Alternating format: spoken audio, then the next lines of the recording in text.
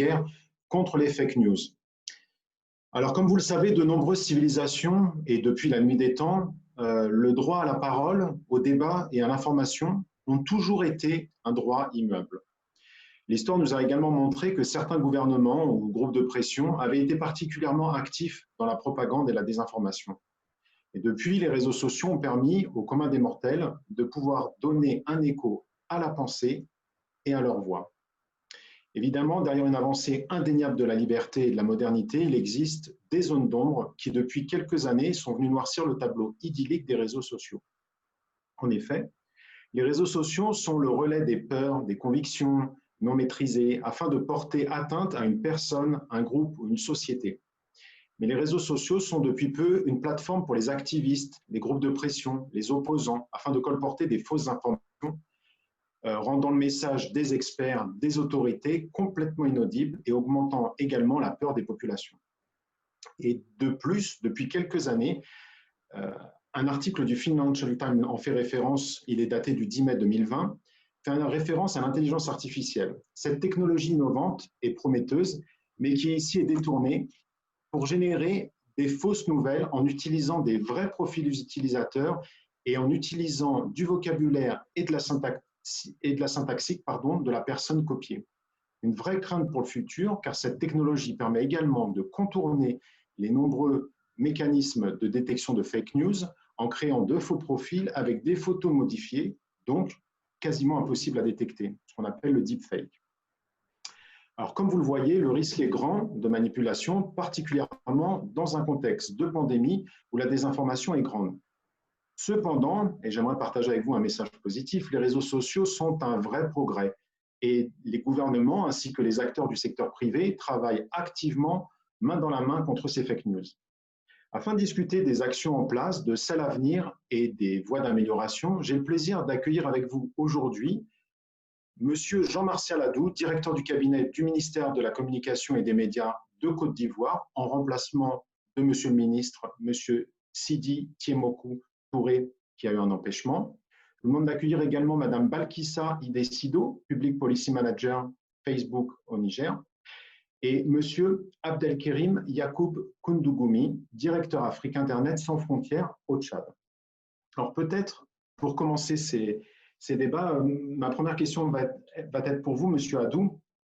Et en guise d'introduction, j'aimerais peut-être que vous nous donniez un contexte du rôle des réseaux sociaux en Afrique, peut-être en Côte d'Ivoire en particulier, et puis également dans un contexte Covid.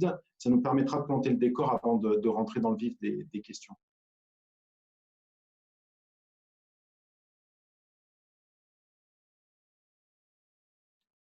Alors, vous êtes en muet, Monsieur Adou, donc si vous activez votre micro.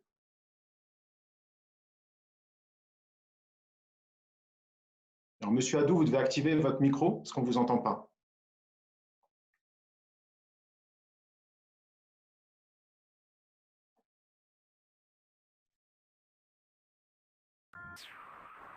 Très bien. Ça va mieux? Très bien, allez-y.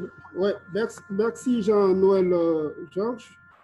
Effectivement, comme vous l'avez mentionné, le ministre de la Communication et des Médias de Côte d'Ivoire, M. Sidi Tiemokou Touré, qui avait donné son accord pour participer lui-même à ce débat, aurait bien aimé être là, n'eût été ses obligations non prévues. Le mercredi est un jour de conseil des ministres en Côte d'Ivoire et en sa qualité de porte-parole du gouvernement, vous comprendrez qu'il a un rôle éminent à jouer, en tout cas chaque mercredi, en termes, disons, de résumé des décisions prises, disons, au Conseil des ministres. Il avait donné son accord en sachant bien sûr cela, et il se trouve que le Conseil des ministres de ce jour, disons, prend un peu plus de temps que d'habitude. Donc, en ma qualité de directeur de cabinet, il m'a demandé, disons, de porter sa parole. Donc, c'est la raison qui motive, évidemment, ma participation à ce débat. J'essaierai donc, évidemment, d'être à la hauteur de la mission. Hein. Bon, pour revenir à votre question, Internet disons mondial. Donc, naturellement, nous également en Côte d'Ivoire, nous essayons d'en faire le meilleur usage. Hein. Et vous savez que les réseaux sociaux, disons, participent également du développement des usages d'Internet. Donc, chez nous, effectivement, toutes les couches sociales, qu'il s'agisse des gouvernants, qu'il s'agisse de la population de façon générale, disons, utilisent Internet. Évidemment, dans les sens les plus indiqués, comme dans, évidemment, dans les sens les moins indiqués. Hein. Vous avez parlé, disons de fake news, enfin, et tout ce qui peut être décliné, en tout cas, de cela. Nous connaissons effectivement toutes ces difficultés.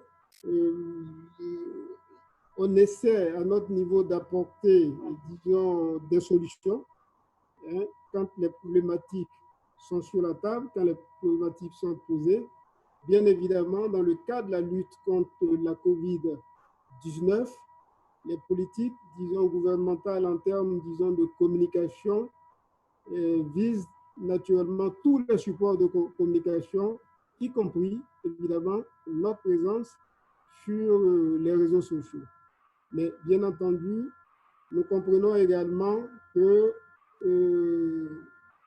les messages institutionnels qui sont toujours, en tout cas, des messages positifs dans le cadre de la lutte contre la COVID-19 peuvent être dévoyés, en d'autres termes, par, disons, des fausses nouvelles, disons, ce que nous appelons couramment et tous.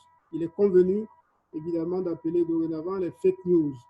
Il existe également, disons, de fausses nouvelles ou fake news, si vous voulez, c'est selon, montées de toutes pièces pour, disons, dévoyer certains messages du gouvernement. Et tout cela, nous sommes conscients de ce qu'il est important, disons, d'apporter des réponses en termes de sensibilisation des populations et en termes, disons, de sensibilisation de tous les acteurs utilisateurs d'Internet. Et merci. Alors, merci, Monsieur Adou. Je vais encore utiliser votre temps avant de discuter avec nos deux autres interlocuteurs. J'aimerais savoir, dans le contexte ivoirien, est-ce que vous avez commencé à mettre des mesures pour lutter contre ces fake news? Et si oui, quelles sont-elles? Évidemment, les mesures pour lutter contre les fake news, naturellement, il y a d'abord la sensibilisation de tous les acteurs, comme je l'indiquais tantôt. Il y a également des mesures, disons, qui tirent leur essence de la loi, du cadre législatif et réglementaire, disons, pour encadrer les dérives, en tout cas d'utilisation d'Internet. Hein? Donc, on a ces mesures d'ordre juridique, disons, pour encadrer l'utilisation, effectivement, d'Internet et pour, évidemment, pour revenir à votre question de façon précise, pour sanctionner, si cela est nécessaire, les mauvais utilisateurs d'Internet. Mais, bien évidemment, une politique ne peut être que répressive. Et disons, cela n'est d'ailleurs pas notre intention. C'est quand nous sommes obligés d'y aller que nous faisons, évidemment, appel, disons, au cadre juridique qui existe. Mais il y a des politiques de formation également. Des politiques de formation des acteurs, de bons acteurs, notamment les hommes des médias, parce que vous en conviendrez, Internet a révolutionné les pratiques dans le domaine des médias. Il faut donc former les acteurs à la bonne utilisation d'Internet et c'est ce que nous faisons. D'accord, merci beaucoup, Monsieur Adou. Je vais en profiter pour venir vers vous, Balkissa, pour vous poser une question. Donc, j'ai posé une première question pour planter le décor et vous comprendre un petit peu comment la Côte d'Ivoire commence à avoir une approche spécifique sur la lutte contre les fake news. Vous représentez une organisation qui a un rôle extrêmement important sur les réseaux sociaux et qui travaille fortement pour la lutte contre les fake news. Est-ce que vous voulez bien nous donner quelques pistes et quelques actions que Facebook effectue afin de lutter contre ces fake news, particulièrement en Afrique. Bonjour à tous. Merci beaucoup à e-conférence pour l'organisation de ce webinaire et aussi à notre modérateur et aux autres panélistes. La question des fausses informations et de la désinformation est une question que nous prenons vraiment très au sérieux à Facebook.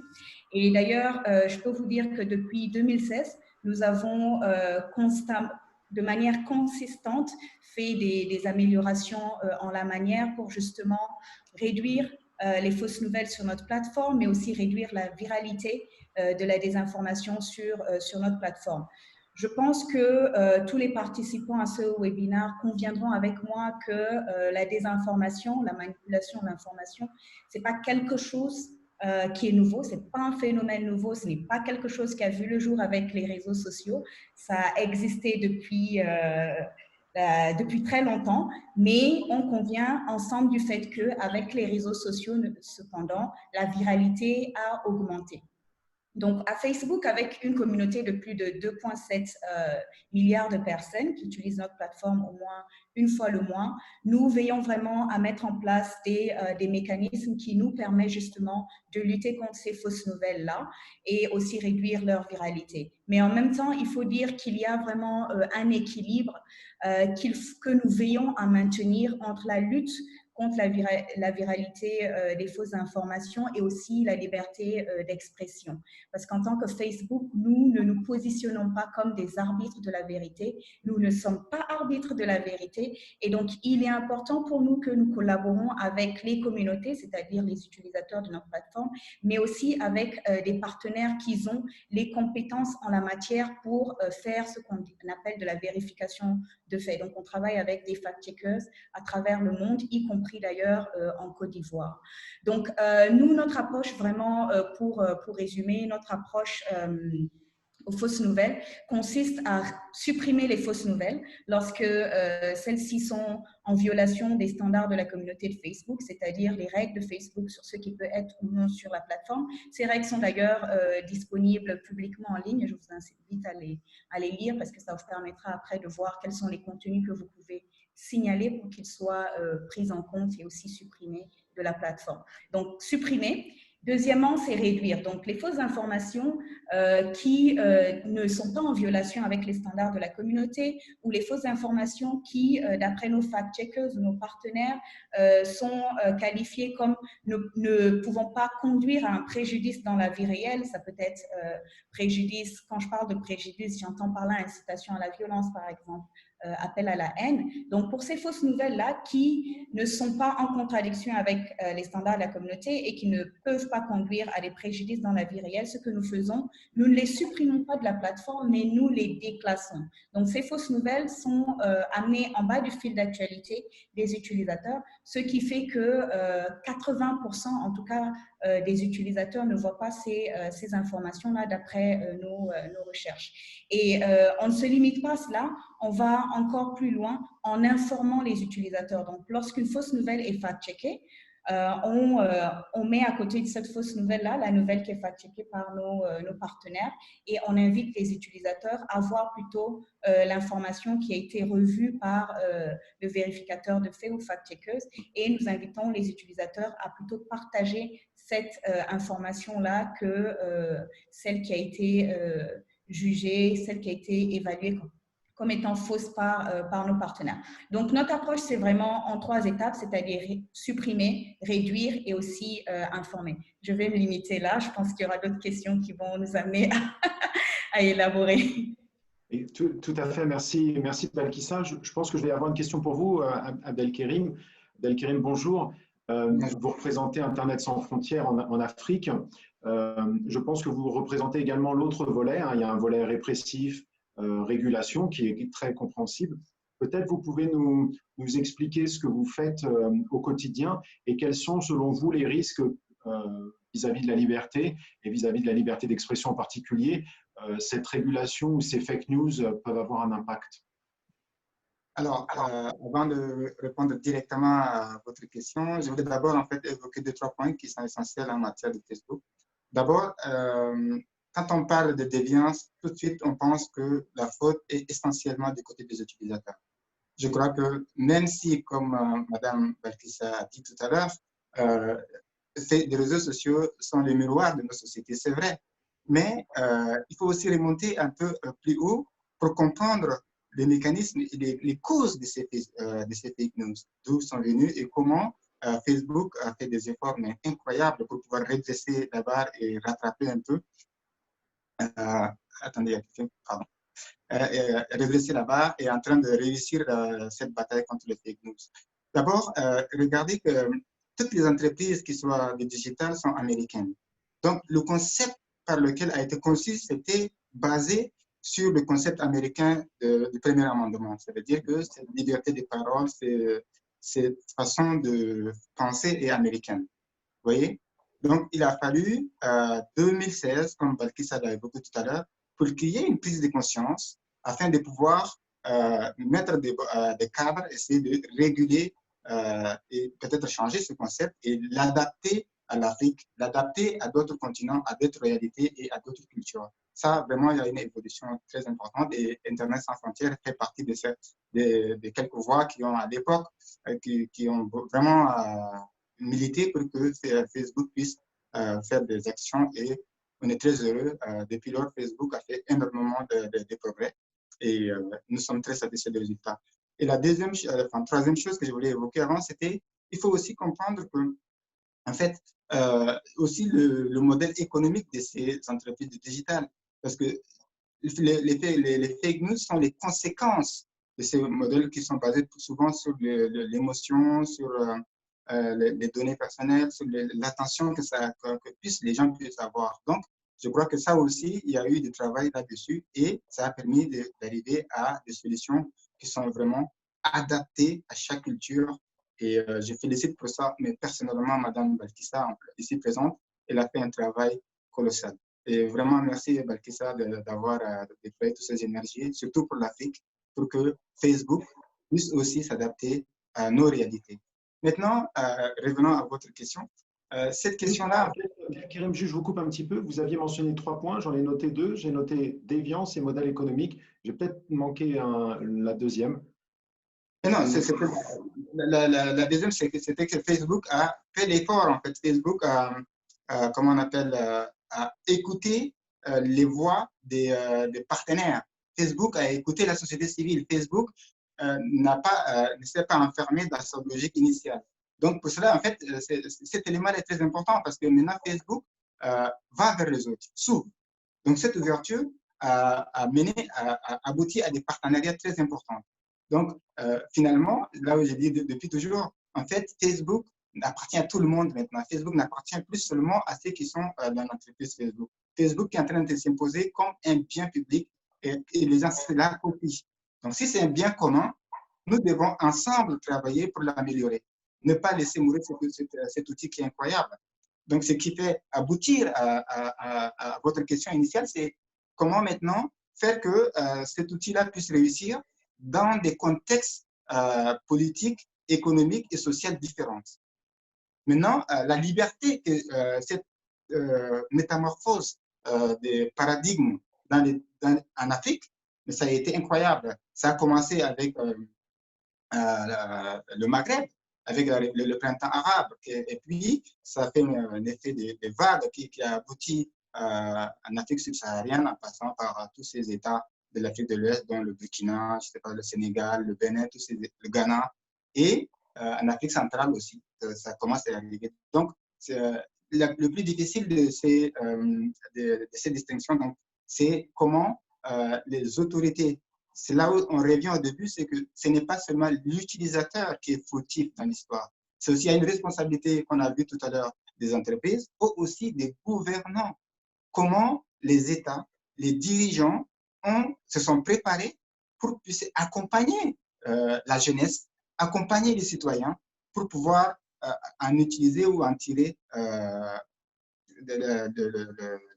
comment on appelle, le plus important de ces outils, comment bien l'utiliser. C'est ça le problème. Donc, on a constaté que la réaction du côté de ces gouvernants qui sont un peu en Afrique centrale ou dans d'autres pays assez autoritaires ou manquent de démocratie, ça a été des réponses assez violentes, brutales. Vous voyez, c'est une réponse où on coupe son Internet, quand il y a un problème, c'était plus on prend des lois assez répressives. Il n'y a pas de dialogue, il n'y a pas de, comment on appelle, d'accompagnement. Voilà pourquoi j'ai dit, et quand on voit dans la réponse dans des États assez démocratiquement, économiquement, où la connectivité est plus grande, ça veut dire des États où on a un minimum de 23% de la population connectée, et sachant que ces 23% de la population sont des jeunes, donc 70% de ces gens qui sont des jeunes. Donc, on voit bien que dans ces États-là, il y a eu des dialogues entre la société civile, les entreprises de télécommunications, les entreprises comme par exemple Facebook et autres qui utilisent ces plateformes et le gouvernement. Donc, ça a permis vraiment d'arriver à des réactions et des réactivités très importantes. Donc, c'est vraiment la situation en Afrique vis-à-vis des fake news n'est pas monolithique. Donc, nous, dans le cadre d'Internet sans frontières, ce qu'on a fait, c'est que voilà, travailler beaucoup avec ces plateformes comme Facebook et aussi travailler énormément avec la société civile. La société civile, que ce soit au Tchad, au Cameroun, on a beaucoup travaillé aussi dans des États comme au Bénin, on travaille aussi au Mali, au Burkina, on travaille aussi. On essaie de se déployer énormément pour pouvoir dire quelque chose d'essentiel. Tous les acteurs autour de ces technologies doivent créer une plateforme de communication pour pouvoir être dans la pédagogie, non pas le tout répressif, mais être dans la proportionnalité. Vraiment, il faut que ce soit proportionnel. Toutes nos décisions, nos réactions, nos actions soient dans la proportion, c'est-à-dire respecter la liberté d'expression et aussi pouvoir combattre les fake news qui mettent en danger cette même liberté d'expression et de vivre ensemble. Surtout dans des États où, quand il y a des tensions politiques, économiques, sociales que vous voulez, en période électorale par exemple, il y a énormément de situations où si on n'est pas bien équipé et une bonne communication de tous les acteurs, je veux dire tous les acteurs impliqués dans la gestion de ces plateformes, bien, les fake news prendront le dessus parce qu'on n'est pas préparé pour. Merci Abdelkerim. Peut-être avant de revenir à vous, Monsieur Adou, j'aimerais reposer une question à Balkissa. On vient de voir avec Abdelkerim l'importance de la proportion et ça me fait penser assez rapidement à la régulation.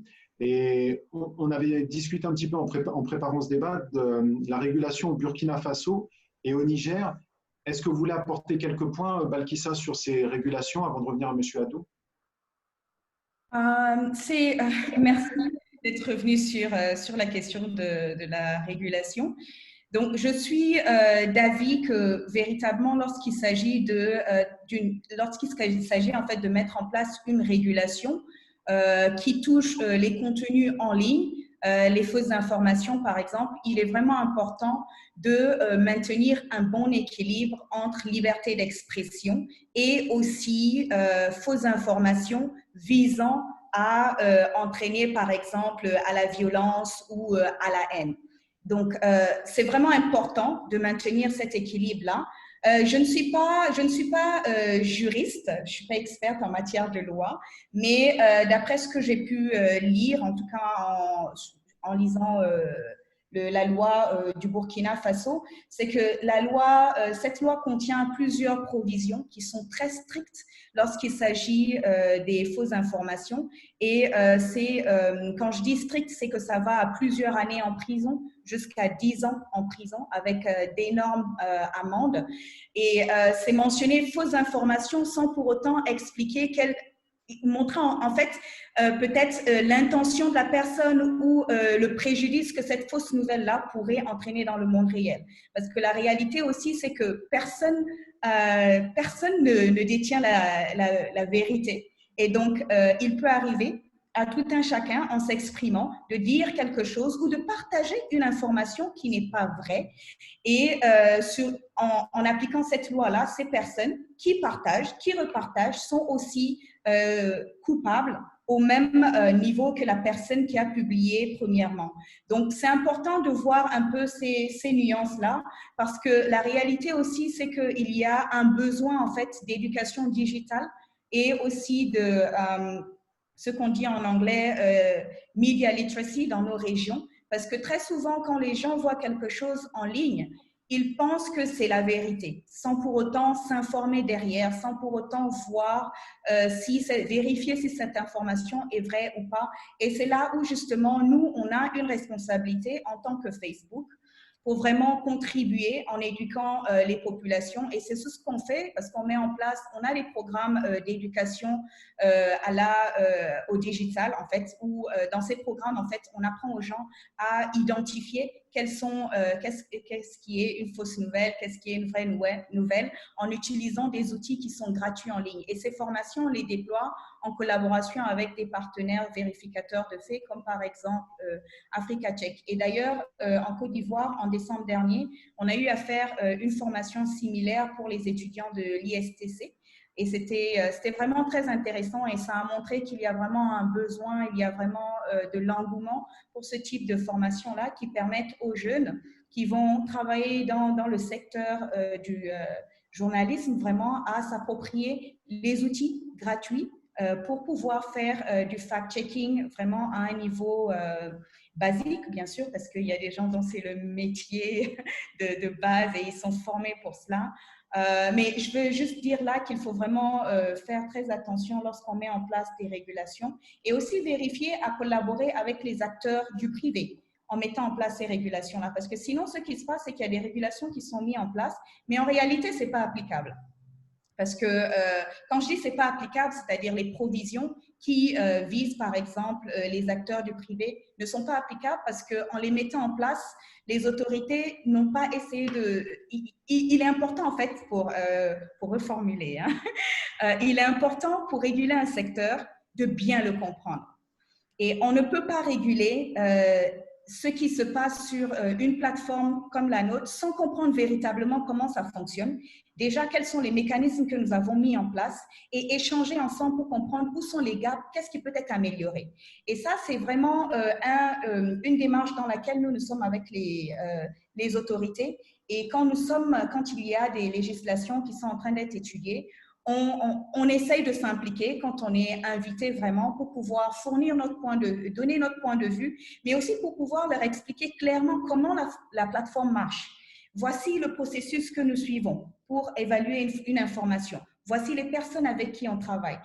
On va vraiment, au fond, on explique comment l'intelligence artificielle fonctionne, par exemple, comment le programme de fact-checking fonctionne, comment les utilisateurs peuvent signaler, qu'est-ce qui se passe après. Donc, parce que nous, ça nous permet après d'avoir leur feedback et puis d'améliorer nos systèmes en interne. Alors, merci Balkissa. Je pense que M. Adou, vous voyez déjà venir ma prochaine question. On a parlé d'un petit peu de régulation. Est-ce qu'on peut imaginer, si ce n'est pas déjà le cas, j'ai vu que l'Afrique du Sud avait aussi mis 6 mois de peine de prison s'il y avait fausse information. Est-ce qu'on peut imaginer un système de régulation comme cela en Côte d'Ivoire, si ce n'est déjà le cas?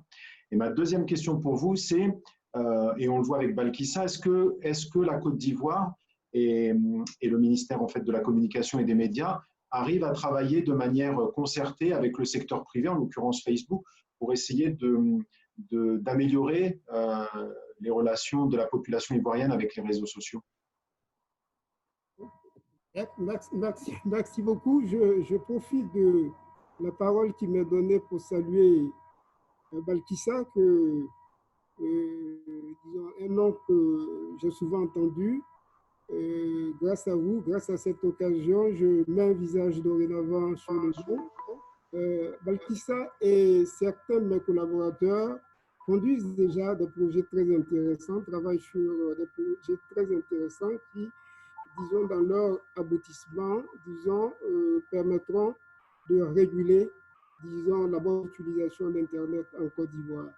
Balkissa a parlé de la formation qui a été donnée, disons, dans notre institut de formation ISTC, formé à la base de jeunes étudiants qui sont de potentiels utilisateurs d'Internet dans la bonne utilisation, disons, d'Internet.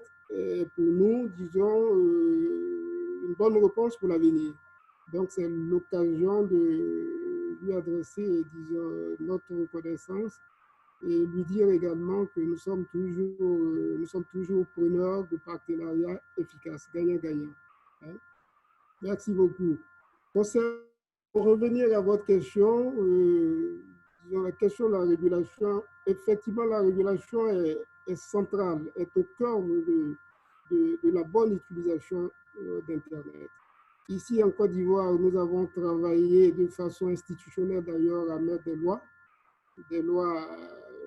que nous jugeons assez bonnes, des lois toutes récentes, disons la loi sur les télécoms, la loi sur disons, la presse, la loi sur le secteur audiovisuel et bien entendu leur déclinaison en termes, disons, de cadre réglementaire. Nous avons travaillé beaucoup en cela.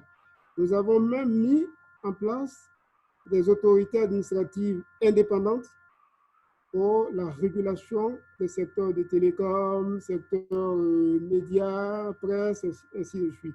Et nous avons créé de totales indépendances entre ces différents régulateurs qui sont des entités totalement différentes les autres pour leur donner les moyens d'être plus efficaces.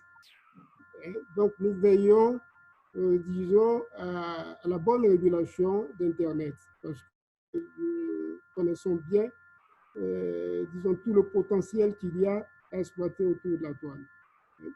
Bon, mais quand j'ai dit cela, je suis tenté de dire la régulation la plus efficace est celle qui est sociale d'abord, hein, celle qui intègre les acteurs, les utilisateurs d'Internet, suis-je tenté de dire, c'est-à-dire nous tous, hein, et tous les citoyens. Et donc, la sensibilisation des uns et des autres à utiliser de façon efficace. Et comme nous disons ici, nos jeunes disent de façon triviale, chacun est le gardien de l'autre. Hein? Donc, quand nous allons sur des sites et que nous voyons des nouvelles qui nous paraissent fausses, il faut tout de suite démentir au lieu de passer son chemin. Donc, nous, notre mission en tant que ministère de la communication, comme je l'indiquais tantôt, nous faisons beaucoup de sensibilisation, mais nous formons également. Et d'entrée de propos, j'avais dit que nous étions sur des projets avec Facebook, et cela est à saluer. Et donc, il y a, disons, ce que nous pouvons faire au niveau institutionnel en mettant des lois. L'objectif n'est pas de réprimer, disons, de fixer des peines de prison, encore que nous ne pouvons pas faire l'économie de cela dans le cadre d'une loi. Mais l'objectif, c'est que ces peines ne soient pas appliquées.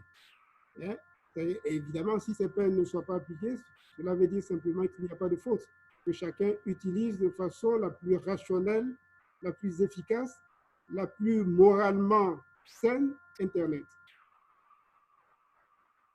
Bien, monsieur Adou, j'ai encore une petite question avant de revenir à monsieur Abdelkerim. Est-ce que vous pensez que cette régulation ou cette chasse aux fake news doit être un rôle de l'État, un rôle qui pourrait être laissé complètement aux entreprises privées, type Facebook, ou ça doit être un partenariat entre le public et le privé? Merci, c'est une question très intéressante et je veux vous remercier pour cela. Je vous donne l'expérience ivoirienne. Nous estimons que, disons, tous les acteurs doivent être impliqués. Donc, pour nous, il est bon qu'il y ait, disons, des partenariats publics-privés pour gérer, disons, ces problématiques très importantes. Ce que nous avons fait concrètement ici en Côte d'Ivoire, c'est que nous avons responsabilisé l'État, disons, est allé en pole position.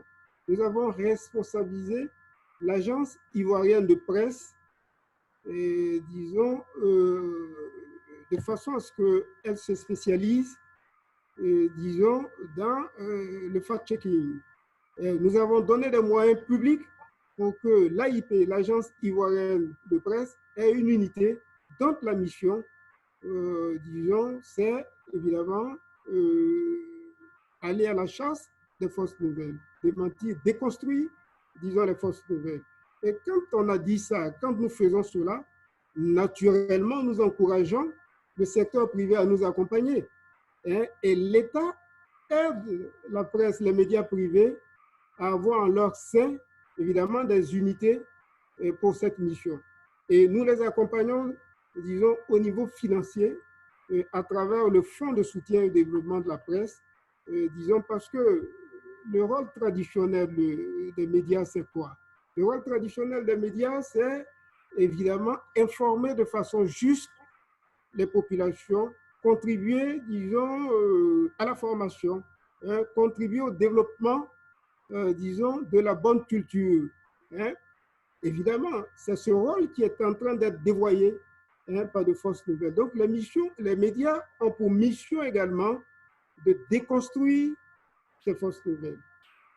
Donc, et une fois qu'on a dit ça, il faut leur donner les moyens. Et c'est ce que nous faisons. Nous donnons les moyens aux médias privés,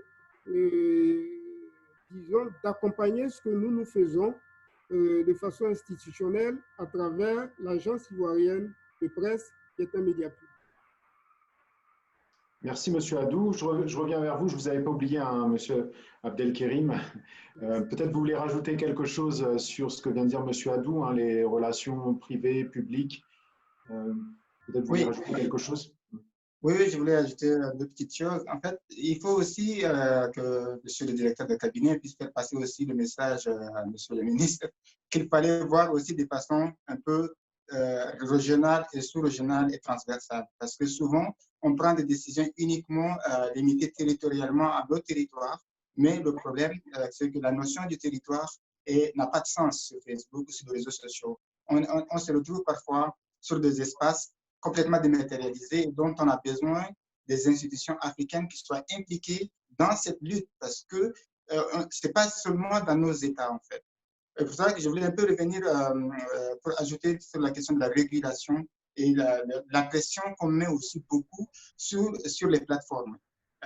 Les lois que les États prennent ne sont pas seulement orientées vers les utilisateurs ou ceux qui diffusent. Les lois, par exemple, là, Internet sans frontières, s'est mobilisé pour que la loi, par exemple en France, la loi Avia, mette la pression énorme sur les plateformes qui leur donnent des délais mais très courts avec des amendes incroyables à payer s'ils ne réagissent pas. Donc, ce qui fait que ça met ces plateformes dans des situations très, très difficiles de réaction et peut-être que cela amènera que ces plateformes vont être très, très, très comment on appelle, frileux, parce qu'au moins, ils peuvent, les intelligences artificielles peuvent supprimer tout ce qui peut éviter cela. Donc, je crois que c'est là où je reviens dans le sens de la proportionnalité. Ça veut dire qu'il faut que la responsabilité ne soit pas uniquement sur le dos des plateformes. Donc, la conjugaison des efforts est très importante. Parce que si on demande, par exemple, la loi, on a vu la conséquence en Allemagne, quand l'Allemagne a pris cette loi et dont la France est en train de copier, la conséquence, on a vu, c'était incroyable ce qui s'est passé là-bas. Donc, il ne fallait pas qu'en Afrique, ça se reproduise de la même chose. On va prendre des lois dans tous les sens et finalement, même les plateformes risquent même de quitter le continent. C'est pour ça qu'il faut vraiment créer une intelligence collective. C'est ça ce qu'il nous faut à tous. Pour vaincre ce phénomène de fake news, comme on a dit au début, Mme Balkissa l'a évoqué, ce n'est pas hier, ce n'est pas d'hier. C'est à la nuit des temps, ça a existé avec nos sociétés depuis que l'humanité existe, ça existe. Donc, nous devons être ensemble et prendre le problème vraiment dans sa globalité afin de créer cette intelligence collective. Le mal est commun. Le mal est commun, donc nous devons nous battre ensemble. C'est pour ça que je disais que monsieur le directeur, s'il pourrait vraiment faire ses plaidoyers auprès de ses pairs pour pouvoir créer au niveau des institutions africaines et peut-être faire des relations directement avec cette plateforme, mais aussi au niveau institutionnel, afin d'avoir un accompagnement vers des résultats positifs. Et peut-être, moi je crois qu'on habiterait aussi à un Internet africain, un Facebook africain qui est adapté à nos réalités. Et comment on régulait, nous, en offline, ces problèmes de rumeurs, ces problèmes de haine, ces problèmes de conflit, ces problèmes qui maintenant se sont retrouvés sur les plateformes. Comment nos sociétés s'organiser pour régler. Eh bien, étant donné que nos sociétés sont des sociétés assez ethniques, tribales, claniques et régionales, nos structures sociétales ne sont pas les mêmes que dans d'autres pays. Donc, utilisons en impliquant, par exemple, les chefs religieux, les chefs des clans, les chefs des villages, tout ce que vous voulez, qui ont des autorités, qui peuvent demander ou même porter la voix, ou même les solutions qu'on porte au niveau de la population qui sont dans le monde rural. C'est très important. Et aussi, n'oublions pas qu'il y a aussi la diaspora africaine qui utilise énormément les réseaux sociaux et qui est très impliquée aussi dans tout ce qui se diffuse au niveau d'Internet. Nous devons aussi penser à cela, parce qu'aujourd'hui, la diaspora, c'est la 6e région de l'Afrique. On n'a vraiment pas impliqué et beaucoup de fausses nouvelles vont aussi à partir de la diaspora. Les gens entendent quelque chose du pays et les gens diffusent automatiquement. Donc, nous devons aller dans ce sens-là et n'oubliez pas, la société civile est très importante. Là, je le répète autant que vous voulez, parce que la société civile est la solution dans ce état, étant donné que la société civile est sur le terrain. Dans tout ce que les gens font, globalement en Afrique, la société civile est mise à la carte. Et la troisième chose que je voulais ajouter, je suis très long, mais désolé, il y a tellement de choses à dire sur ce sujet. En fait, nos États, il faut vraiment les reconnaître, ou certains gouvernants, ou leaders, ou dirigeants ont peur d'Internet, ont peur des réseaux sociaux. Ne comprennent pas les enjeux, les importances. Donc, ils sont tout le temps sur la défensive. Ils ne sont pas proactifs. Ils n'anticipent pas. Ils ne programment pas. Ils ne prennent pas les devants. Ils sont toujours dans la réaction, dans la réaction, dans la réaction. Et ils arrivent même qu'ils disent que tellement, à cause de fake news, ils rejettent même l'utilité des réseaux sociaux parfois. Alors qu'aujourd'hui, les réseaux sociaux sont pratiquement, qui sont en train de poser les jalons de l'Afrique de demain en termes de digitalisation de l'Afrique. Aujourd'hui, quand vous allez dire Internet, pour la plupart, je dis bien pour la plupart de la jeunesse africaine, ça se limite pas aux réseaux sociaux. Quand un jeune Africain pratiquement vont sur Internet, ils vont sur Facebook, ils vont sur WhatsApp, c'est utile pour eux. Il n'y a pas que l'information, je veux dire, sur les réseaux sociaux. Il y a beaucoup d'utilité derrière. Donc, il ne faut pas que tout soit vu uniquement sur le prisme des fake news et que cela soit le noyau de toutes les décisions de nos décideurs en ce qui concerne les réseaux sociaux. Donc, essayons vraiment d'aller dans ce sens, ensemble, pour pouvoir créer une intelligence collective qui profitera à tout le monde. Vous avez raison, Abdelkarim, vous avez raison, hein, et je pense même qu'il faut aussi un petit peu pondérer. On discutait il y a quelques semaines sur les réseaux sociaux où on voyait aussi que le gouvernement de Côte d'Ivoire utilisait les réseaux sociaux pour faire passer la parole gouvernementale. Donc, même si c'est vrai, les chefs d'État et les gouvernements souvent sont sensibilisés et ont peur parfois des réseaux sociaux, je pense qu'ils sont dans l'étape où ils ont compris le bénéfice qu'ils peuvent en tirer. Je pense qu'on est dans une sorte d'étape où il faut trouver, vous l'avez dit, un juste milieu entre la société civile et le gouvernement pour aller vers le meilleur. Peut-être, M. Adou, vous voulez répondre aux propos d'Abdelkarim? Oui, merci beaucoup. Je veux saluer Abdelkarim. Il a soulevé plusieurs problématiques en même temps, des problématiques, disons, aussi intéressantes les unes que les autres. Pour la question, pour le sujet, disons, qu'il a qualifié d'intelligence collective, à savoir l'intégration de toutes les mesures que nous prenons au niveau régional, je souhaite vraiment le rassurer. Tout ce que nous faisons pour que, disons, ces mesures soient efficaces, il faut naturellement une intégration, parce qu'on parle bien de toile, une toile mondiale, donc des mesurettes, des mesures au niveau étatique ne peuvent, disons, combattre de façon très efficace un phénomène qui, disons, n'est même pas régional, mais même mondial. Ce qu'on essaie de faire dans notre communauté, vous en conviendrez, lui et moi, est l'une des, disons, on va dire, des communautés les plus intégrées au niveau africain.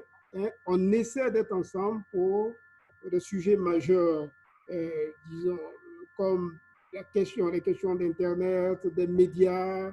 Il y a des directives communautaires et nous essayons de nous aligner sur des directives, disons, nous essayons de faire des implémentations au niveau national.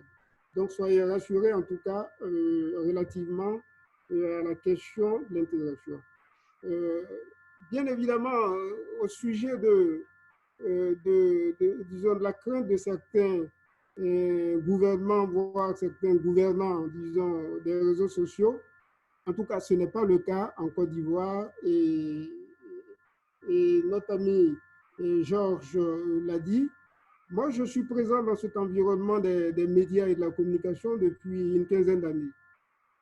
Quand j'arrivais, disons, dans cet environnement, la presse papier était la reine de la communication, effectivement. La presse papier, voilà, il n'était pas du tout d'ailleurs imaginable que le gouvernement est sur Facebook, sur voilà, les différents réseaux sociaux pour communiquer. Mais un gouvernement responsable a le devoir, disons, de porter sa parole là où, disons, cette parole peut être écoutée. Et nous sommes tous conscients aujourd'hui que nos jeunes sont sur les réseaux sociaux, et, disons, sont sur Internet de façon pour être plus générale. Donc, le gouvernement, et je confirme que nous utilisons, évidemment, pour faire entendre la parole du gouvernement, les réseaux sociaux. Et nous savons que la presse traditionnelle, les médias traditionnels ont vécu, et ces médias vont continuer à vivre, mais il y aura à côté de ces médias traditionnels les réseaux sociaux. Hein, et il faut contribuer, disons, à assainir ces réseaux sociaux, mettre en place des instruments pour leur bonne utilisation. Nous ne pouvons pas, disons, faire la politique de l'autruche, hein, ignorer l'existence de ce qui est réel aujourd'hui. Donc, le gouvernement, je confirme, est bien présent sur les réseaux sociaux. Nous essayons, disons, de faire passer la parole, de sensibiliser disons, nos jeunes, nos populations à la bonne utilisation, et d'où la déconstruction des fausses nouvelles. Et merci. Merci, M. Adou. Je ne vous oublie pas, Balkissa, mais j'ai une petite question pour Abdelkérim. Vous avez mentionné à juste titre plusieurs pays, hein, vous avez mentionné européens, mais aussi africains. Et j'ai une question qui m'est posée par l'audience. Est-ce qu'il existe, en termes de régulation, une sorte de comparatif, de benchmark et de meilleures pratiques qui serait possible d'échanger avec notre audience ou de faire référence à un site Internet? En fait, tout dépend. J'ai dit, tout n'est pas monolithique, en fait, et tout n'est pas transposable.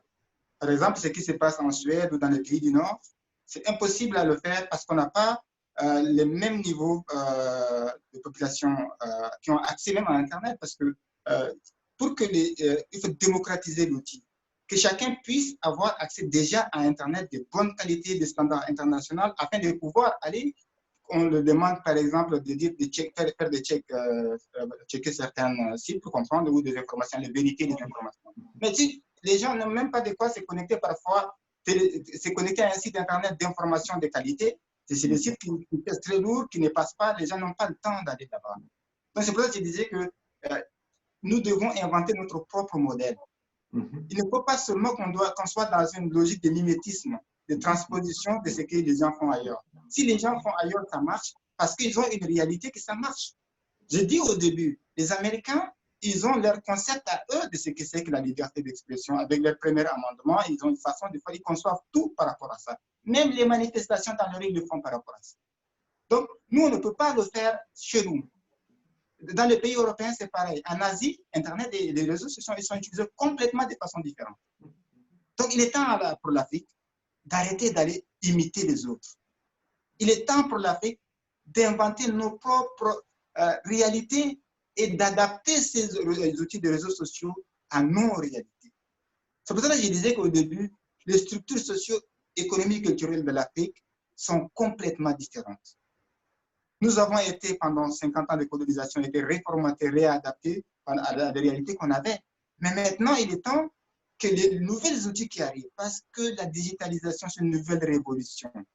L'Internet, les réseaux sociaux, c'est une nouvelle révolution. Les citoyens qui sont là, les jeunes qui émergent aujourd'hui, ce sont des citoyens connectés, qui ont un rapport complètement différent des citoyens de l'ancienne génération. Ce sont des citoyens qui ont des rapports entre le gouverné et le gouvernant complètement différents. Ce sont des citoyens qui demandent des comptes. Ce sont des citoyens qui suivent. Ce sont des citoyens qui contrôlent, qui surveillent. Nos gouvernants n'ont pas cette habitude. N'ont pas cette habitude d'avoir des citoyens qui leur demandent des comptes, qui leur demandent l'excellence. Ils n'ont pas cette habitude. Donc, nous devons vraiment, je dis à ceux qui ont posé la question, il n'existe pas de méthode excellente, universelle à adopter. Nous devons vraiment, avec nos réalités, nos difficultés, nos problèmes, nos insuffisances, inventer notre réseaux sociaux ou nos habitudes, une habitude africaine. L'Afrique, normalement, est un continent de tolérance par rapport à d'autres continents.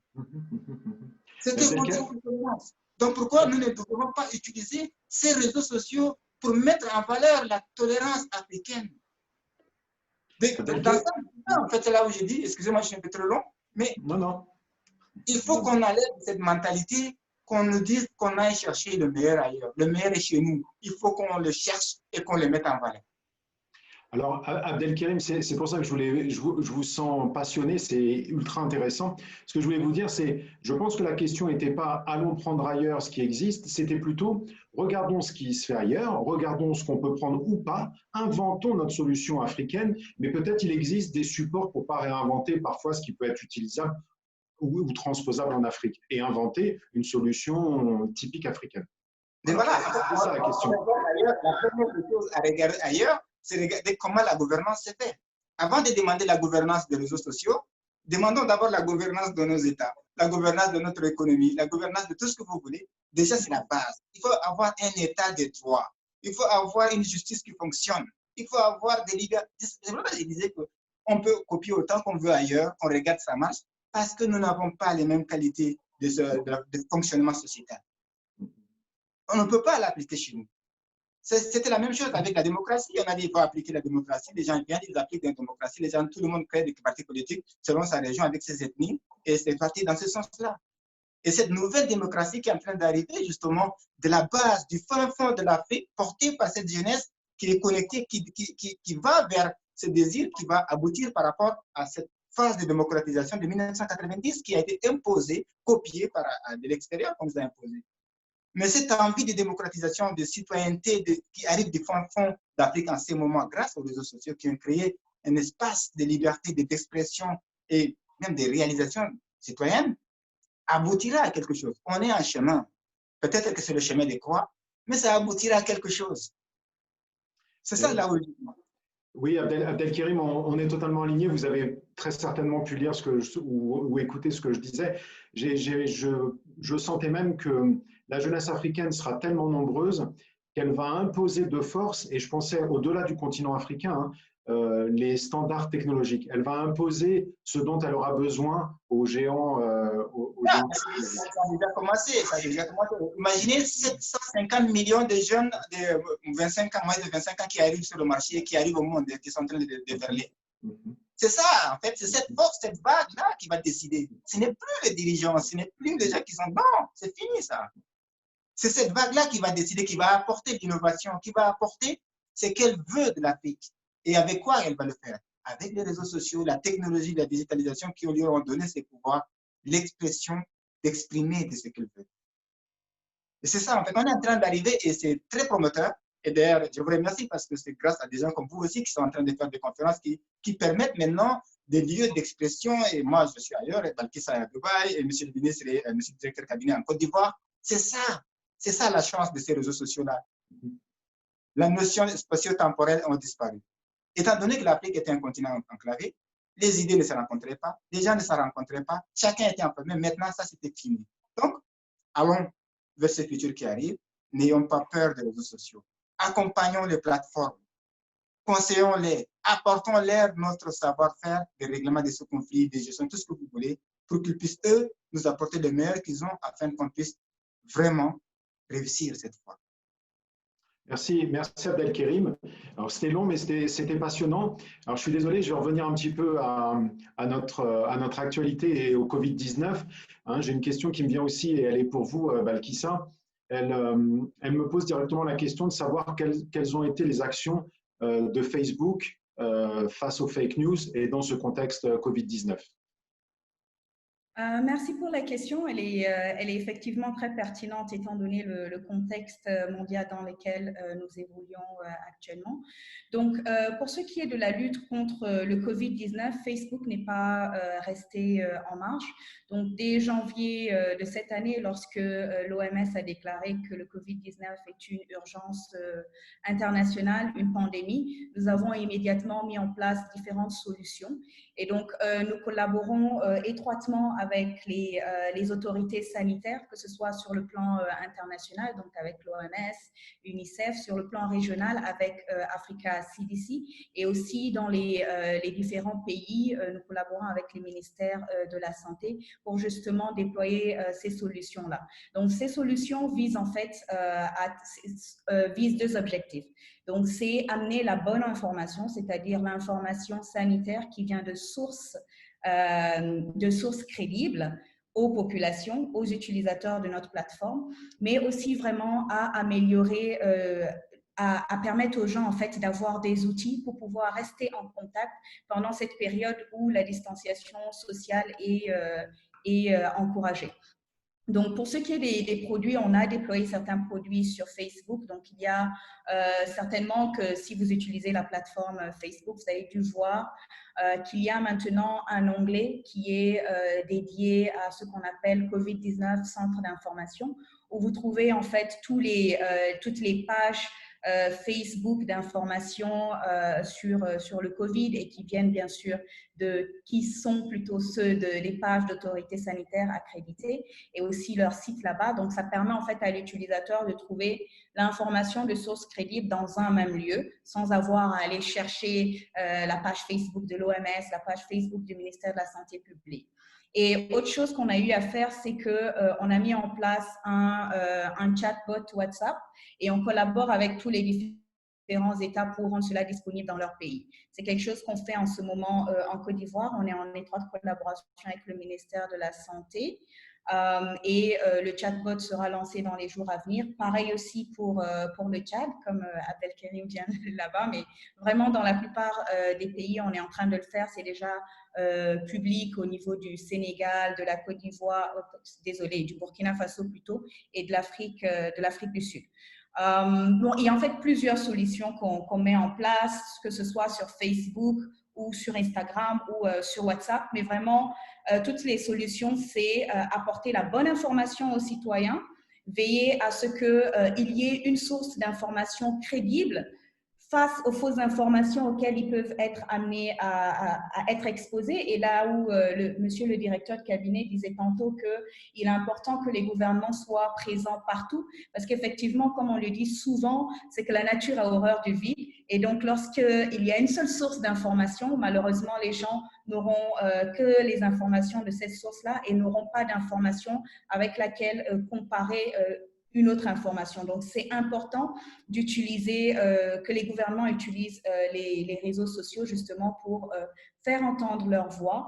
Et il est important aussi que tous les acteurs en fait travaillent ensemble pour que pendant cette période de pandémie-là, les utilisateurs, les citoyens puissent avoir la bonne information parce qu'on sait qu'il y a énormément aussi de fausses informations qui circulent et qui peuvent avoir des impacts sur la santé des gens. Et à Facebook, toutes les solutions que nous mettons en place justement visent à limiter la viralité de ces fausses informations-là. Et je peux vous dire qu'à notre niveau, avec le Covid-19, on a eu à mettre en place une politique de contenu, justement pour prendre en charge les fausses informations liées au Covid-19. C'est vrai qu'avant, on avait déjà des politiques de contenu sur les fausses informations sanitaires, mais là, on a mis une politique spécifique qui gère les contenus liés au Covid-19. Et donc, vous verrez que les informations, par exemple, les fausses informations, comme je peux donner un exemple, si par exemple quelqu'un publie que prendre de l'eau de Javel permet de prévenir le Covid-19. Ça, ce sont des informations qu'on va retirer parce que, bien entendu, en prenant de l'eau de Javel, ça a un impact sur la santé et il y a des personnes qui peuvent penser que c'est réel. De même aussi, si quelqu'un, par exemple, dit que la distance sociale, c'est faux, c'est quelque chose que nous allons retirer également, tout simplement parce qu'il a été prouvé par des sources sanitaires qu'ils ont l'autorité que la distance sociale est une mesure préventive. C'est réel, c'est un fait. Donc, juste pour partager un peu en fait ce qu'on fait tant sur le plan solution que sur le plan politique, donc règles qui gèrent les contenus. Alors, Balkissa, je pense qu'il y a déjà un président des États-Unis qui a fait référence à la Javel. Donc, j'imagine qu'il faut lui couper son Twitter et son WhatsApp. Mais pour revenir un petit peu au débat et être un petit peu plus sérieux, vous avez fait référence tout à l'heure à l'ISTC et sur la formation que vous aviez mis en place en Côte d'Ivoire. Est-ce qu'on peut imaginer qu'il y aurait moyen de sensibiliser même les plus jeunes directement avec l'école? Donc, je commencerai la question par vous, Balkissa, et puis peut-être après demander à M. Adou. Est-ce qu'on peut imaginer, voire c'est déjà en place, des programmes de sensibilisation aux plus jeunes? Parce qu'on le voit avec les technologies, il y a la jeunesse et puis il y a les très jeunes, et de plus en plus jeunes, on commence à avoir accès aux réseaux sociaux. Et donc, est-ce que ça ne devrait pas faire partie d'une éducation intellectuelle et scolaire? Question très pertinente. Et je vais revenir sur la raison pour laquelle je dis qu'elle est pertinente après avoir répondu. Donc, effectivement, il est, nous, dans notre manière de faire l'éducation digitale, on ne cible pas juste les étudiants en journalisme, on ne cible pas juste les utilisateurs de nos plateformes, mais on pense qu'il est important dès le plus jeune âge d'inculquer en fait ces réflexes de vérifier l'information aux plus jeunes. Bien entendu, comme vous devez le savoir, Facebook n'est pas autorisé aux enfants de moins de 13 ans. Donc, dans nos formations que nous déployons dans les écoles primaires, on veille à ce que ce sont des enfants en fait qui ont plus de 13 ans pour ne pas les inciter à aller contre notre règle qui ne permet pas à ce que les plus jeunes, les moins de 13 ans, soient présents sur la plateforme. Donc, on fait nos programmes de formation touchent les jeunes de 13 ans jusqu'à l'âge auquel ils rejoignent l'université. Mais on fait aussi des formations pour les ONG, pour les populations globalement. Mais pour les populations, c'est vraiment ce qu'on appelle chez nous Quick Promotion qu'on met sur la plateforme. Donc, très souvent aussi, vous allez régulièrement, en fait, si vous utilisez la plateforme Facebook, vous allez voir que parfois, il y a une petite fenêtre qui apparaît où on vous parle, en fait, on donne en fait des conseils sur les fausses informations, quelles sont les astuces pour les distinguer. Et ça, ce sont des campagnes de sensibilisation qu'on fait nous-mêmes, mais qu'on fait aussi avec des partenaires tels que Africa Check, par exemple. Et on choisit vraiment les périodes pendant lesquelles on fait ces campagnes en ligne-là. Donc, parce qu'on sait que pendant certaines périodes, les fausses nouvelles sont beaucoup plus accrues, où les gens circulent plus de ce type d'informations-là, comme par exemple les périodes d'élection, comme cela a été mentionné par Abdelkerim. Donc, pendant ces périodes-là, on mène ce type de campagne-là. Et dans la région, je peux citer le cas du Mali, où pendant les élections législatives, on a eu à faire ce type de campagne en ligne. Mais ça ne se limite pas encore à la plateforme, parce qu'on sait que certains utilisateurs, quand ils vont en ligne, tout ce qui les intéresse, c'est vraiment aller voir ce que leurs amis postent et ils ne lisent pas les autres choses.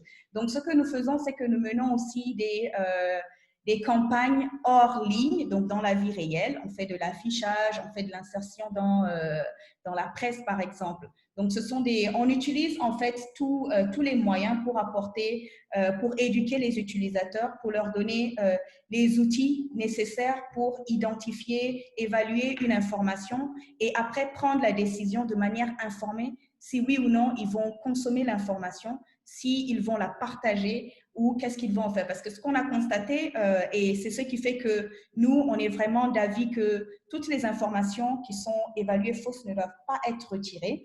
Et comme je disais tantôt, celles qui sont retirées, ce sont celles qui sont en violation avec les standards de la communauté et ce sont celles qui peuvent entraîner des dégâts, des dommages dans la vie réelle.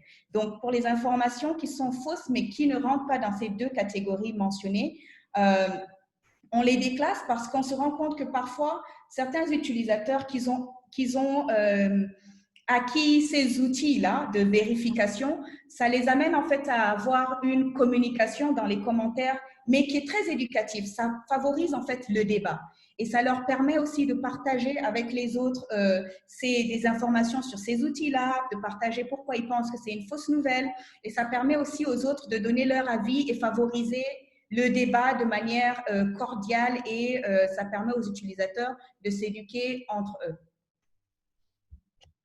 Merci, merci Balkissa. Monsieur Adou, peut-être que vous voulez rebondir sur ce qu'a dit Balkissa, et puis je rajouterai une petite question. On parle des fake news et on vient de parler du Covid-19, donc j'aimerais peut-être que vous nous donniez quelques informations, que vous partagiez quelques informations sur les fake news spécifiques au Covid-19 en Côte d'Ivoire. Et la deuxième question qui me vient, Monsieur Adou, c'est: on a parlé des fake news et on parle souvent d'un individu seul qui relayerait simplement une information qui n'aurait pas été vérifiée. On a abordé un petit peu les élections.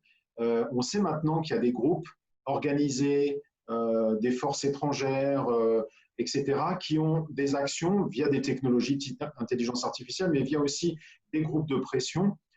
Est-ce que vous avez moyen de détecter, est-ce que vous avez mis en place des systèmes de protection contre la simple fake news qui est simplement de relayer pour un citoyen versus des organisations qui feraient pression et qui utiliseraient les réseaux sociaux?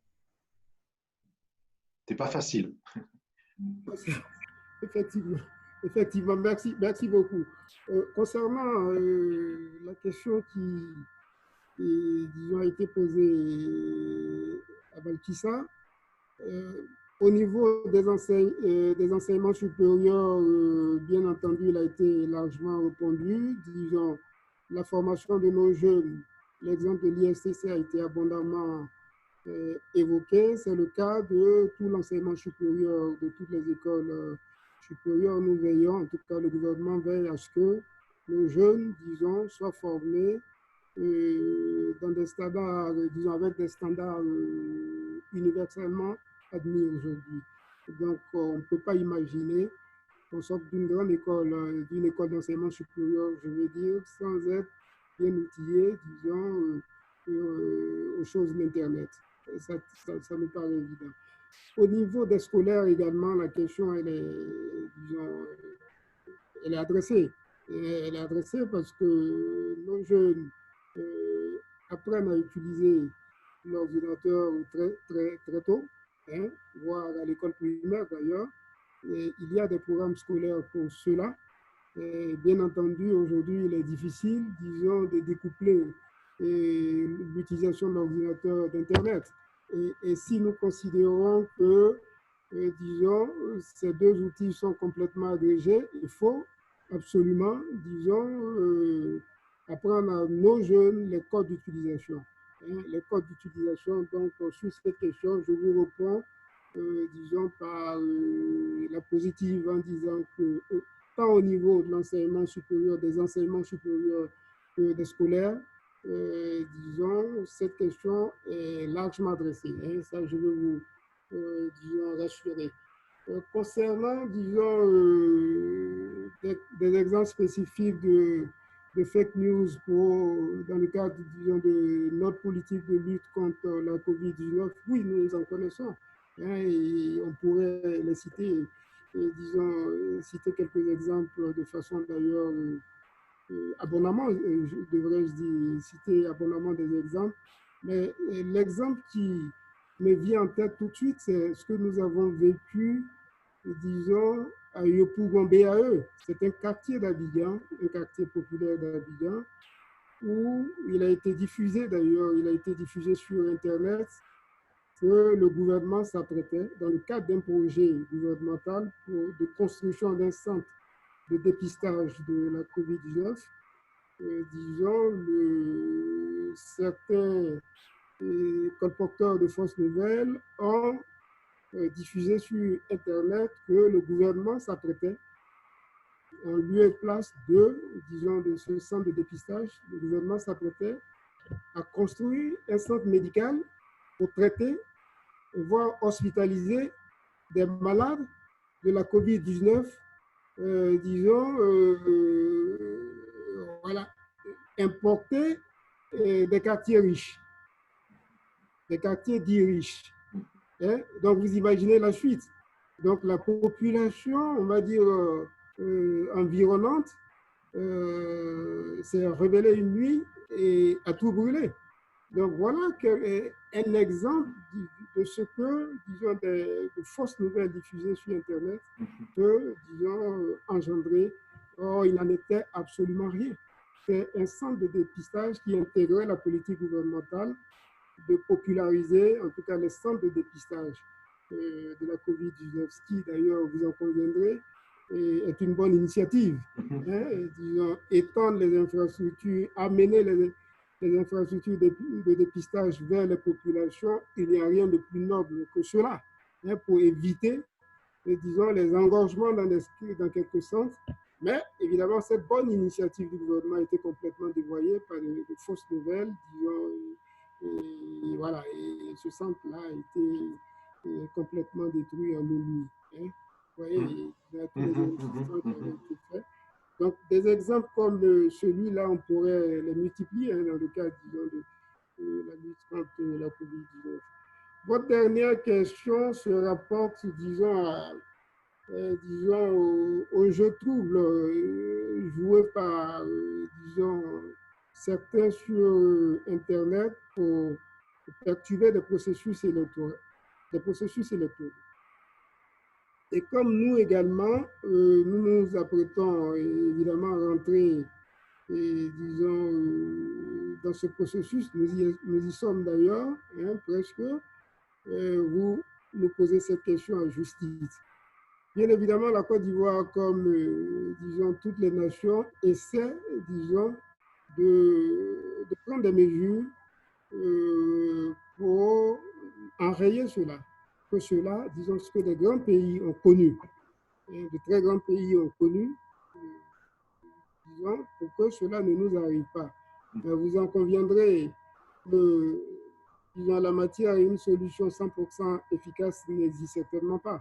Nous essayons de réduire, disons, les effets néfastes, disons, de telles intentions, qui pourraient effectivement venir perturber le processus dans lequel nous sommes engagés. Donc, le gouvernement est tout à fait conscient de ce que, voilà, nous devons être extrêmement vigilants relativement à des mesures nécessaires pour contrer, disons, ces mauvaises intentions. Merci. Oui, merci, Monsieur Adou. On va rentrer un petit peu dans la dernière partie de ce débat. Donc, j'aimerais basculer sur Monsieur Abdelkerim. Monsieur Abdelkerim, tout à l'heure, on a commencé à discuter un petit peu de ce que devrait faire l'Afrique et comment elle devrait se positionner. J'ai deux questions en une. La première, c'est quelles recommandations pourriez-vous faire, par exemple, à Facebook, afin qu'ils améliorent déjà les actions qu'ils ont en place pour l'Afrique. Et puis après, je vous demanderai peut-être, si vous le voulez bien, d'avoir une réflexion prospective et d'imaginer quelles seront les actions futures, comment on pourrait imaginer le futur des réseaux sociaux en Afrique.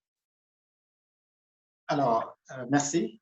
D'abord, je vais remercier Madame et Monsieur le directeur.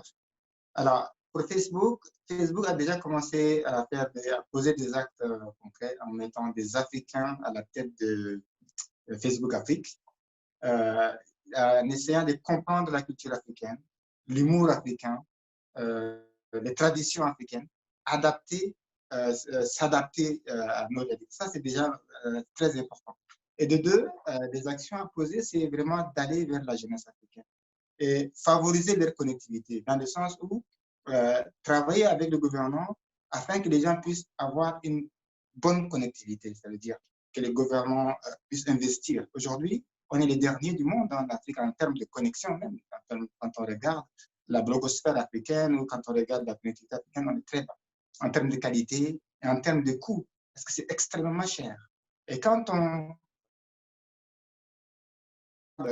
ceux qui utilisent le plus Internet, c'est les jeunes.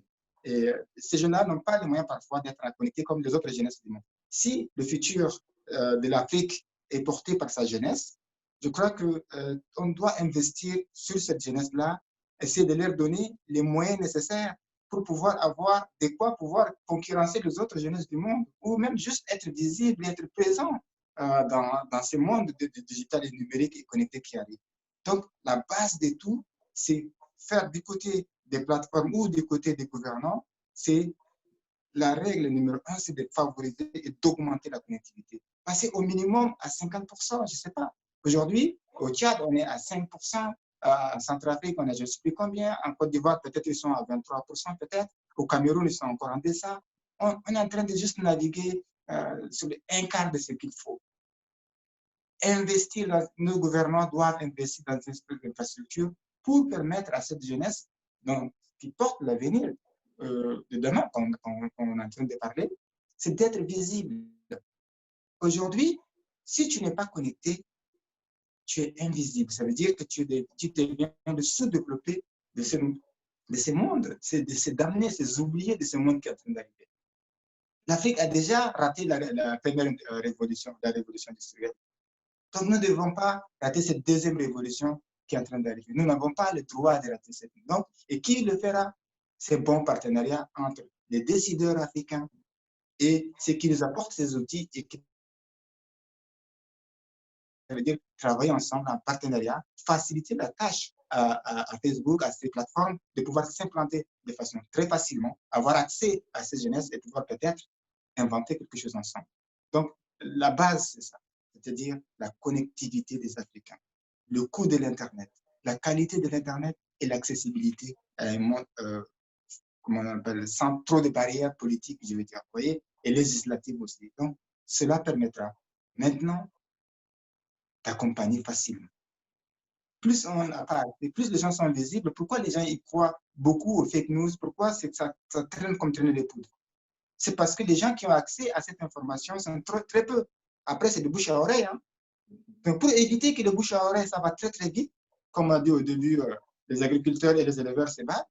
Il y a quelqu'un qui est mort, on dit tout de suite, un des agriculteurs, ils ont tué un éleveur. Tous les éleveurs, ils entendent ça, ils vont aller se battre avec tous les agriculteurs qui sont à côté. Alors qu'ils n'ont même pas de connectivité Internet. Ils n'ont même pas de compte Facebook. Donc, la solution à cela, c'est de dire donner une connectivité à tout le monde. C'est comme l'éducation, c'est comme l'école. C'était la même solution. On a voulu que la jeunesse puisse être alphabétisée, qu'ils comprennent, qu'ils avancent. Qu'est-ce qu'on a fait? On a démocratisé l'éducation. Donc, que les décideurs africains puissent investir massivement dans la connectivité des Africains. Cela permettra de régler énormément de problèmes. Chacun va se faire sa propre opinion. Les gens ne sont pas idiots, les citoyens africains ne sont pas plus bêtes que les autres citoyens, non. Ils ne vont pas croire en un quart de trou parce qu'ils voient une image. Parce qu'il faut qu'on leur donne les moyens de se construire une pensée critique personnelle, une opinion, pour pouvoir lui-même arriver à un moment donné, avoir des moyens de dire qu'il va aller comparer, il ne va pas pouvoir parce que quelque chose qu'on a vu passer sur Facebook, on nous l'a compris. Non, on va aller vérifier nous-mêmes parce qu'on a le moyen de le faire. On ne laisse pas quelqu'un d'autre nous le raconter, nous inciter ou nous dire que ça s'est passé comme ça. Imaginez, vous dites une information à une personne, cette information, quand tu arrives à la centième personne, c'est complètement autre chose. Vous connaissez ce principe.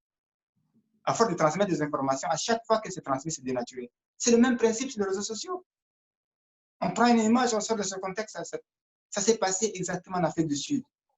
Quand les Sud-Africains ont commencé à brûler des Africains étrangers, les gens ils ont commencé à publier des images des crises précédentes en disant que ça s'est passé en ce moment. Donc, on a vu au Nigeria, les Nigériens ont commencé à attaquer tous les boutiques Sud-Africains, ça partait entraîner les poules. Mais si des gens avaient le moyen de pouvoir vérifier et de se connecter, ça n'arrivera pas. Donc, le seul message que j'envoie à nos dirigeants, augmenter la connectivité des Africains. Permettez qu'un Africain ait les mêmes moyens de connectivité qu'un Européen, qu'un Américain ou qu'un Asiatique. Après, la solution viendra tout seul. Les gens vont vous écouter. Les jeunes vont vous écouter parce que vous leur donnez ce qu'il faut. Mais quand on ne leur donne pas, ils vont aller chercher ailleurs. C'est normal. Ils vont aller chercher ailleurs. Et ils vont aller chercher là où vous ne contrôlez pas. Abdelkerim, vous parlez depuis tout à l'heure de la connexion. Je vous invite à regarder en rediffusion un programme qu'on avait fait avec Digital Africa Live sur les problèmes de connexion et des besoins de connexion en Afrique, hein, qui a eu lieu il y a juste une dizaine de jours. Je vous invite à le suivre, il est particulièrement instructif. J'aimerais juste, puisqu'on a bien vu la partie connexion, et puis je vous laisse encore un petit peu la parole avant de donner le temps de conclusion pour Balkissa et M. Adou. Est-ce qu'on peut imaginer quelque chose comme, une fois que tout le monde aura un accès à Internet, mais au moins pour ceux qui en ont et aux réseaux sociaux, est-ce qu'on peut imaginer une signature digitale? Est-ce qu'on peut imaginer une identité digitale qui permettrait d'identifier de manière plus certaine les auteurs de messages et donc de rendre la lutte contre les fake news peut-être plus efficace? C'est là, j'allais aboutir à la finalité, c'est que la question de l'identification. Aujourd'hui, je crois que même il y a des États qui n'arrivent même pas à identifier tous leurs citoyens, ils n'ont même pas des actes de naissance parfois. Donc, comment voulez-vous que ces États tellement démunis puissent identifier des gens qui communiquent sur les réseaux sociaux et des États qui ne comprennent pas les enjeux, qui n'investissent pas dans ces outils-là? C'est pour ça que quand Mme Balkissa a parlé des élections, de tout ça, mais ces outils permettront justement de la traçabilité, de la transparence et d'identifier qui fait quoi. Aujourd'hui, en France, ou je ne sais pas, dans des États européens, quand tu publies quelque chose, ils te suivent à la trace, ça où tu l'as fait. Même quand ton téléphone s'auto-tire. Mais le problème aujourd'hui en Afrique, on est tellement démunis, un seul téléphone sert de connexion à tout un village parfois, à toute une famille.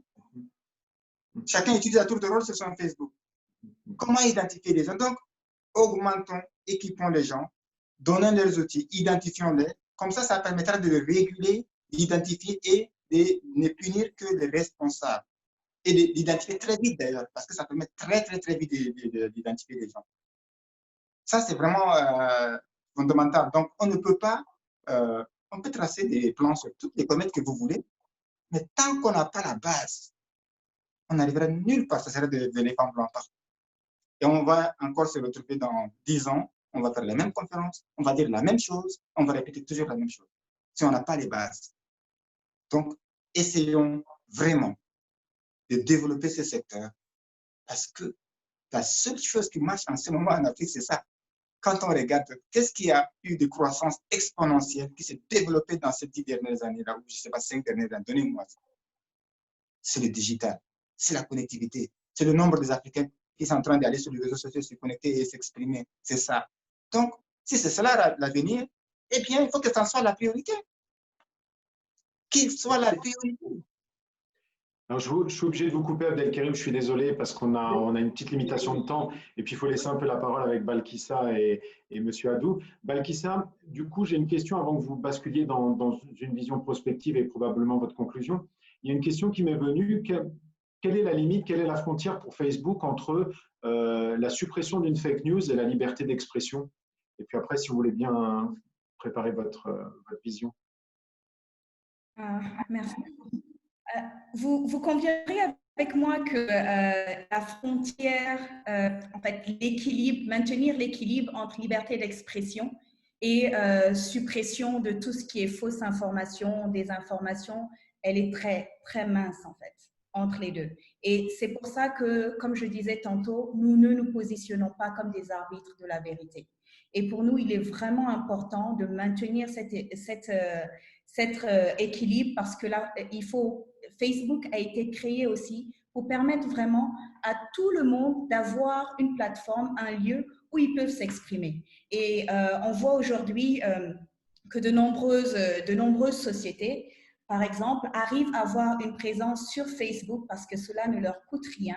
Mais s'ils devaient faire des insertions publicitaires dans les médias traditionnels, par exemple, ça leur coûterait une fortune. Donc, c'est vraiment important pour nous de permettre aux individus, mais aussi aux entreprises, de pouvoir venir sur la plateforme.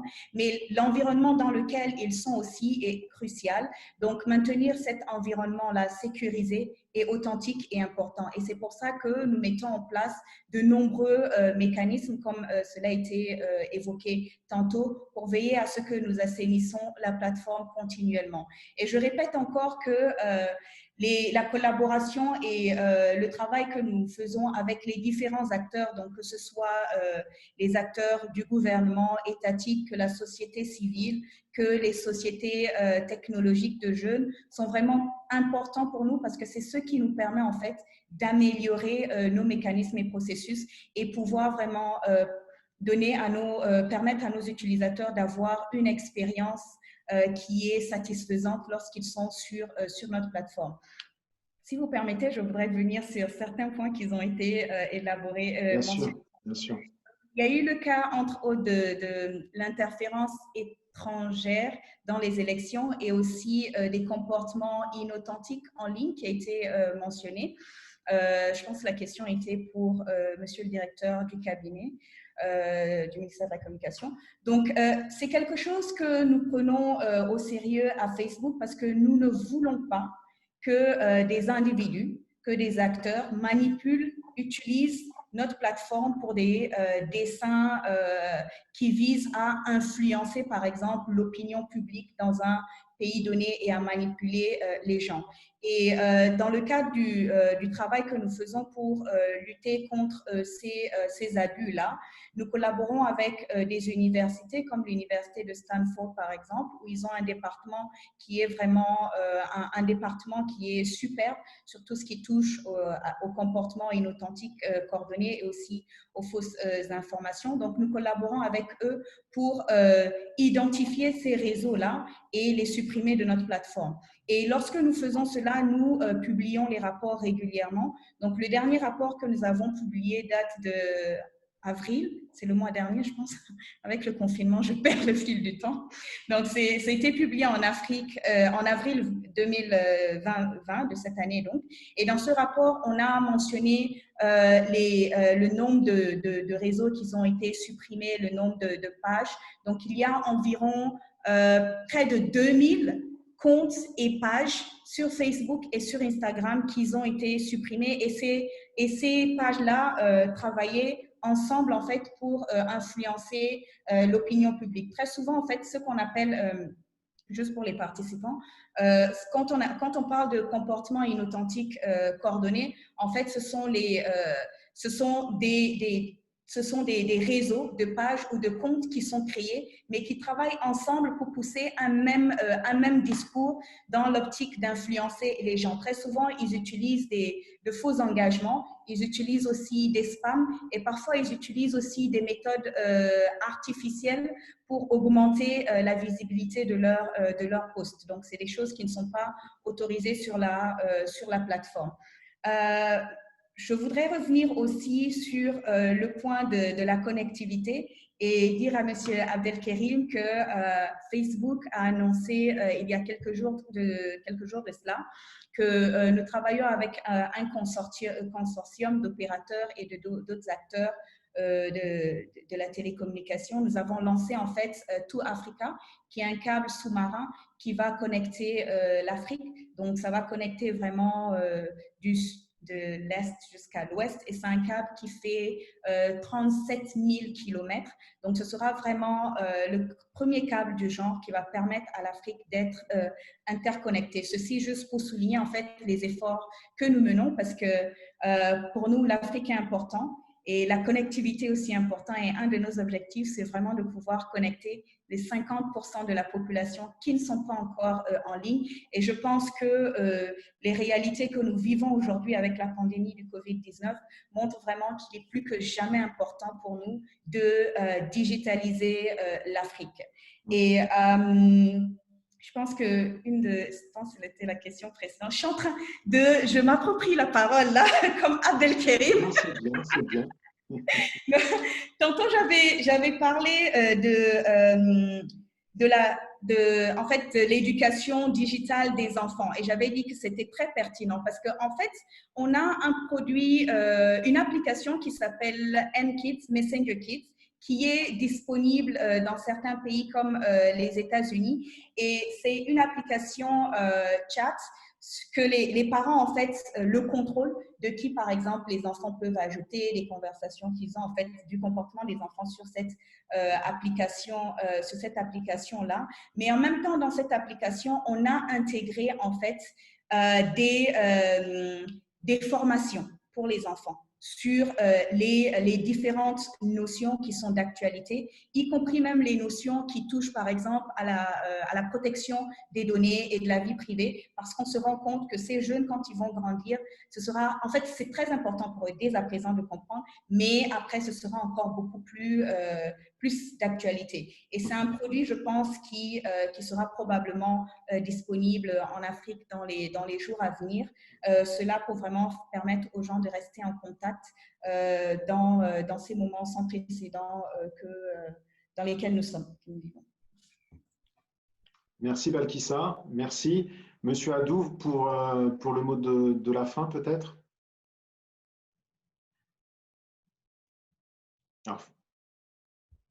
Je vais activer mon micro. Merci en tout cas, merci pour cette invitation. En tout cas, je veux vous saluer au nom du ministre, de Monsieur le ministre, et dire simplement que nous avons des ambitions. La Côte d'Ivoire a des ambitions parce que, tout comme au siècle dernier, l'électricité bon marché, l'électricité efficace était le moteur de l'industrie. Internet aujourd'hui, disons, est indispensable au développement. Et la Côte d'Ivoire veut être au rendez-vous du développement d'Internet. Et nous pensons qu'il y aura, disons, un développement certain de l'Afrique de façon générale, mais cela passera, disons, par des premiers de cordée, pour disons, emprunter, disons, cette belle expression au président de la République française. Nous voulons être l'un des premiers de cordée, parce qu'on aura réussi, disons, à intégrer Internet dans toutes nos habitudes, la bonne utilisation d'Internet, je veux dire, dans toutes nos habitudes. On pourra également aider les pays qui sont proches de nous, disons, à évoluer, disons, dans le cadre, disons, d'une intégration, comme, disons, nous savons bien le faire au niveau africain. En tout cas, merci aux uns aux autres, et nous restons tout à fait ouverts pour ce genre de débat qui apporte une valeur ajoutée à ce que nous faisons et évidemment qui nous permet également, ce genre de débat qui permet, disons, de nous enrichir des expériences des autres. En tout cas, merci infiniment. Alors, merci Monsieur Adou. Encore désolé Abdelkerim, je pense qu'on aura l'occasion de rediscuter avec vous parce que j'ai été obligé un petit peu de non, j'avais dit tout ce qu'il fallait. Je voudrais juste en guise de conclusion, avant de vous laisser, on l'a bien compris, il faut une connectivité en Afrique, ça doit être un droit universel. J'ajouterais qu'il faut un partenariat public-privé, et j'aime bien rajouter un quatrième P, et people, et ça rejoint ce que vous aviez dit Abdelkerim, il faut une intelligence collective, il faut mettre la société civile et le citoyen africain au cœur de cette discussion. Mais enfin, en conclusion, elle arrive souvent, l'Afrique s'est inspirée de beaucoup de choses, mais l'Afrique doit maintenant s'inventer et a les moyens de s'inventer. Donc la solution doit être africaine, et donc on espère qu'elle le sera le plus rapidement possible pour les citoyens africains. Merci à tous, merci de nous avoir rejoints, et je rends la parole à Soukaina. Donc, merci pour Noël. Notre débat touche à sa fin. Merci encore à nos chers panélistes pour leur qualité des échanges. C'était pertinent et je vous donne rendez-vous la semaine prochaine avec une nouvelle thématique et de nouveaux intervenants. Restez connectés avec nous et je vous souhaite une agréable fin de journée. Merci à vous et au revoir. Au revoir. Au revoir.